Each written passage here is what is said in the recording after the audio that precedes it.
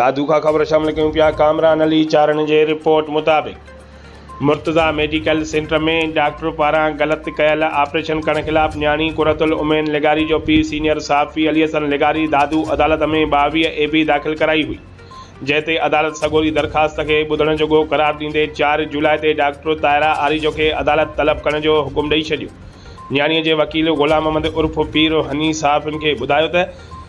न्याणीअ जे वालिद जे दरख़्वास्त ते डॉक्टर ताहिरा आरिजो ख़िलाफ़ दादूअ जी अदालत में 22 AB दाख़िल कराई आहे, जॾहिं त न्याणीअ जे वालिद साहिबनि सां ॻाल्हाईंदे चयो त DSP ऑफिस भरिसां क़ाइमु थियल मुर्तज़ा मेडिकल सेंटर में डिलीवरीअ लाइ न्याणीअ खे आंदो वियो, जिते डॉक्टराणीअ पारां ग़लति ऑपरेशन सबबि ॼावल ॿारु फ़ौत थी वियो ऐं न्याणीअ जी नाज़ुक हालत ॾिसी डॉक्टराणी सेंटर तां रिफ़र करे छॾियो ऐं चयो त मां सही ऑपरेशन कयो आहे, हाणे मुंहिंजो अव्हां सां को बि वास्तो कोन्हे, जॾहिं त डॉक्टराणी पारां साफ़ हिन खे मौक़ुफ़ ॾियण खां इनकार करे छॾियो।